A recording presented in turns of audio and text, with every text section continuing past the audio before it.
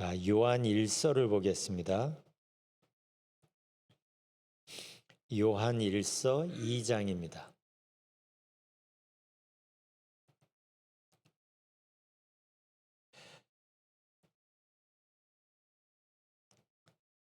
요한 1서 2장 24절, 25절.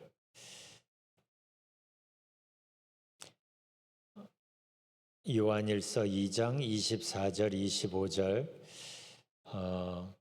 짤막하지만 아주 중요한 말씀입니다. 여러분들이 이 말씀을 읽고 또 읽고 묵상하고 또 가능하면 암송하고 그랬으면 좋겠어요. 자, 내용을 생각하며 함께 봉독합니다. 너희는 처음부터 들은 것을 너희 안에 거하게 하라. 처음부터 들은 것이 너희 안에 거하면 너희가 아들과 아버지 안에 거하리라. 그가 우리에게 약속하신 것은 이것이니 곧 영원한 생명이니라. 아멘. 한 생명이 태어난다는 것은 굉장히 놀랍고 복된 일이죠. 태어남으로 우리는 인생을 시작합니다. 태어남이 중요하지만 태어남이 전부가 아니라 그 다음부터는 어떻게 자라는가가 중요하죠. 태어나는 게 중요하지만 태어나는 게 다가 아니라 그 다음에 어떻게 자라는가가 중요한 것처럼 신앙도 마찬가지입니다. 우리가 예수님을 믿고 구원받는 것은 어마어마한 은혜입니다. 그렇지만 구원이 전부가 아니에요. 구원은 시작점이죠. 그 다음부터는 어떻게 성장하는가가 아주 중요합니다. 오늘 본문에서 사도 요한은 신앙 성장에서 아주 중요한 부분을 이야기를 합니다. 이 내용은 구원에 관한 내용이 아니라 구원받은 사람이 어떻게 성장하는가에 초점을 두고 있어요. 24절 첫 부분을 보십시오. 너희는 처음부터 들은 것을 너희 안에 거하게 하라 합니다. 여기서 처음부터 들은 것은 예수 그리스도의 복음을 말합니다. 그런데 여기서 흥미로운 것은 그 복음을 듣는 것과 그 들은 복음을 내 안에 거하게 하는 것을 구분하고 있다는 사실이에요. 복음을 듣고 받아들이는 게 중요한 것은 두말할 나위가 없습니다. 그런데 이것만큼이나 중요한 게 또 있는데 그게 신앙 성장의 부분이에요.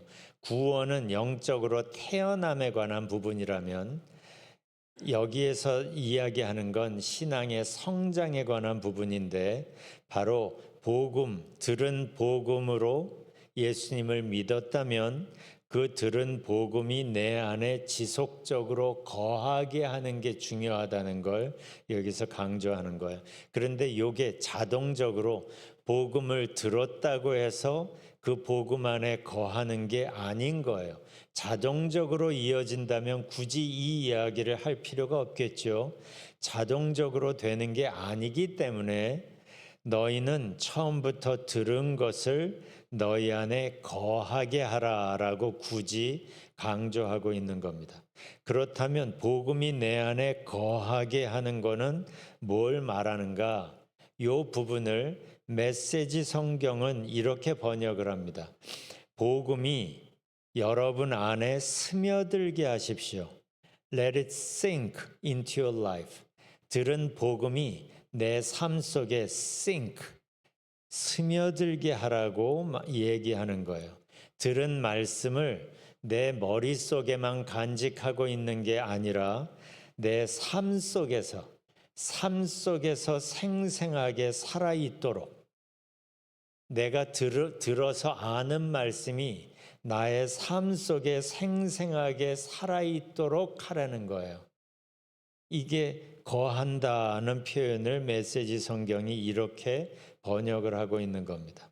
어떻게 이렇게 할까? 바로 이 부분을 쉬운 성경은 이렇게 번역합니다. 여러분이 처음부터 들은 가르침을 따라 살아가기를 계속하십시오. 여러분이 처음부터 들은 그 가르침, 그 복음을 이해하는 것만이 아니라 그 복음을 따라 살아가는 걸 계속하라는 거예요. 그러니까 복음은 이해하는 것으로 다가 아니라 이해한 복음을 따라 살아가는 걸 지속적으로 하는 것에 힘을 줘야 되는 거예요. 그래서 여기에서 이걸 강조하는 겁니다. 사실 들은 말씀을 따라 살아가는 것, 들은 말씀을 지키는 것에 대하여서도 예수님께서 계속 강조하십니다. 요한복음 14장을 보면 요한복음 13장부터 16장까지는 예수님이 십자가에 달려 돌아가시기 전날 밤에 제자들에게 따로 하신 말씀이죠. 그리고 그 이어지는 17장은 기도입니다. 요한복음을 보면 21장 별로 길지도 않은데 요한복음 21장에서 요 저녁에 예수님이 제자들에게 하시고 제자들을 위해 기도하시는 요 내용을 5장으로 할애를 합니다. 그러니까 요한복음의 거의 4분의 1이 그날 밤에 있었던 말씀과 기도에 집중을 하시는 이야기를 쓰고 있는데 5장을 할애하고 있습니다. 아주 중요하다는 거죠. 그 중에 요한복음 14장을 보면 14장 15절에서 예수님이 이렇게 말씀하십니다. 너희가 나를 사랑하면 나의 계명을 지키리라. 여기에서 예수님을 사랑하는 것과 예수님의 계명을 지키는 것을 다이렉트로 연결을 하고 있어요. 너희가 나를 사랑하면 그 사랑이 어떻게 표현이 되느냐? 나의 계명을 지키리라 하십니다. 같은 장 조금 뒤에 21절을 보면 이렇게 말씀하세요. 나의 계명을 지키는 자라야 나를 사랑하는 자니. 그러니까 사랑한다고 고백하는 것으로 사랑이 표현되는 게 아니라 계명을 지키는 것으로 사랑이 표현된다는 거예요. 나의 계명을 지키는 자라야 나를 사랑하는 자니 나를 사랑하는 자는 내 아버지께 사랑을 받을 것이요 나도 그를 사랑하여 그에게 나를 나타내리라 하십니다.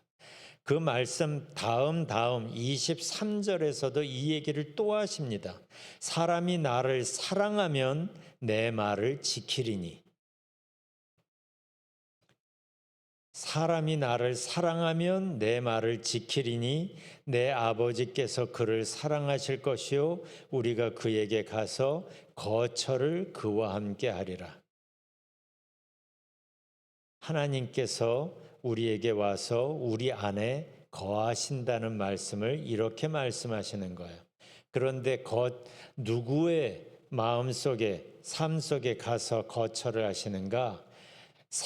하나님을 사랑하는 사람, 예수님을 사랑하는 사람. 그런데 예수님을 사랑하는 사람은 예수님의 말을 지키는데 그때 우리에게 오셔서 함께 하신다는 거예요. 이 말씀을 보면 예수님도 말씀을 듣고 받아들이는 것뿐만 아니라 그 말씀을 받아들이는 사람은 그래서 예수님을 사랑하는 사람은 계명을 지킨다는 걸 강조를 합니다. 그러니까 복음을 듣는 것과 그래서 그 복음을 통해 예수님을 알고 사랑하는 것 그것이 사실인지가 표현되는 것이 계명을 지키는 거예요. 자, 여기에서 다시 강조를 합니다. 여기에서 질문이 생길 수가 있어요. 그럼 여기에서 예수님이 말씀하시는 하나님의 계명을 지키는 것과 예수님의 계명을 지키는 것과 구약에서 10계명을 지키는 거는 뭐가 다를까요? 내용을 보면 비슷한데 목적이 달라요. 목적이 구약에서 십계명을 지킨다, 율법을 지킨다 하는 것은 말씀을 지킴으로 하나님과 연결되는 시스템입니다. 그러니까 말씀을 지키는 것은 지키는 것을 통하여 하나님과 연결되고 하나님의 백성이 됩니다. 그래서 율법을 지키는 게 구약에선 아주 중요했던 거예요. 그런데 신약에서 여기 예수님이 말씀하시는 내 계명을 지킨다라고 하는 것은, 잘 들으세요. 우리는 예수님을 믿음으로 하나님과 연결이 되는데, 하나님과 연결된 관계가 제대로 작동하고 있는지, 정말 예수님을 사랑하고 있는지를 확인하는, 증명하는 과정으로 예수님의 계명을 지키는 게 이어지는 겁니다. 다시 말하면 구약에서는 계명을 지킴으로 하나님과 연결이 되는데, 계명을 지키는 그 힘, 그 원동력, 그 추진력이 나의 열심, 나의 노력입니다. 그런데 안타깝게도 죄 때문에 우리의 힘이 충분하지가 못해졌고, 그래서 율법을 제대로 지킬 수 없게 되어서 율법을 통하여 하나님과 연결되는 게 역할을 제대로 못하게 된 거죠. 그래서 하나님이 우리에게 새 언약, 신약을 주신 거잖아요. 아까 말씀드린 대로 우리는 예수님을 믿음으로 하나님과 연결이 되는, 구약에서는 말씀을 지킴으로 연결이 됐는데 신약에서는 예수님을 믿음으로 하나님과 연결이 되고, 이렇게 하나님과 연결이 되면서 성령의 도움을 받게 되고 성령과 동행하는 게 가능해지는 거예요. 이렇게 성령과 동행하고 성령의 도움을 받으니까 말씀대로 사는 게, 계명을 지키는 게 가능해진 겁니다.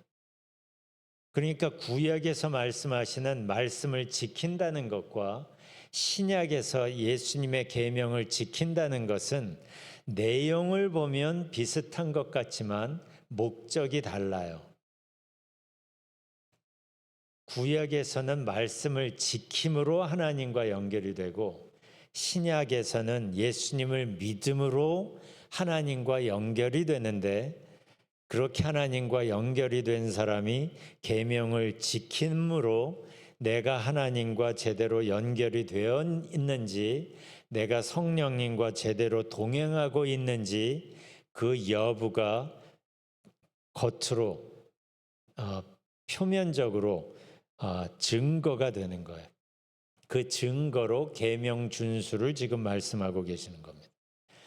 그러니까 신약에서 예수님이 여기에서 말씀하시는 내 계명을 지킨다라는 걸 강조하는 것은, 내가 정말 하나님을 제대로 알고 있는지, 여기에서 안다는 건 개념적인 게 아니죠. 하나님과 정말 연결이 되어 있는지, 내가 정말 하나님을 사랑하고 있는지에 대한 외적 증거가 되는 겁니다. 이걸 우리가 좀 전에 읽은 요한일서 2장 앞부분에 보면 이렇게 얘기합니다. 한번 이렇게 앞으로 가보세요. 요한일서 2장 3절부터 5절을 제가 새 번역으로 읽겠습니다. 요한일서 2장 3절이에요. 우리가 하나님의 계명을 지키면 이것으로 우리가 하나님을 참으로 알고 있음을 알게 됩니다. 4절, 하나님을 알고 있다고 하면서 하나님의 계명을 지키지 아니하는 사람은 거짓말쟁이요, 그 사람 속에는 진리가 없습니다. 그러니까 하나님을 안다고 말은 하는데 계명을 지키지 않는 사람은 그 하나님을 믿는다는 게 본질적으로 문제가 있다는 거죠. 5절, 그러나 누구든지 하나님의 말씀을 지키면 그 사람 속에서는 하나님께 대한 사랑이 참으로 완성됩니다. 이것으로 우리가 하나님 안에 있음을 압니다. 그러니까 계명을 지킴으로 하나님과 연결되는 시스템은 아닌 거예요. 그런데 우리가 계명을 지킬 때 내가 정말 하나님 안에 있다는 것, 내가 정말 하나님을 사랑한다는 게 증거가 되는 거예요. 우리도 이걸 스스로 살펴봐야 되는 거예요. 교회에 나오는 것으로 신앙이 설명이 되는 게 아니라 계명 말씀대로 살고 사는 삶이 내가 정말 하나님의 백성이라는 표현이 되는 거예요. 기도하는 게 아니라 말씀 여러 번 보는 게 아니라 주일 성수하는 게 아니라 월화수목금토 우리의 일상생활 속에서 나의 삶 속에서 말씀이 어떻게 표현되는가를 통하여서 내가 정말 하나님을 알고 있는 것이 내가 정말 하나님을 사랑한다는 게 증명이 되는 거예요. 그러니까 내가 하나님의 말씀대로 산다는 것이 이렇게 중요합니다. 우리는 말씀을 지킴으로 하나님을 믿는 건 아닙니다. 그렇지만 예수님을 믿음으로 내가 하나님 안에 있다는 증거, 성령께서 나와 함께 하시고 내 안에서 일하고 계신다는 증거가 어떻게 알아요? 주일 성수가 아니라 하나님의 계명을 지키며 살아가는 우리의 일상 생활이 그걸 이야기하고 있는 거예요.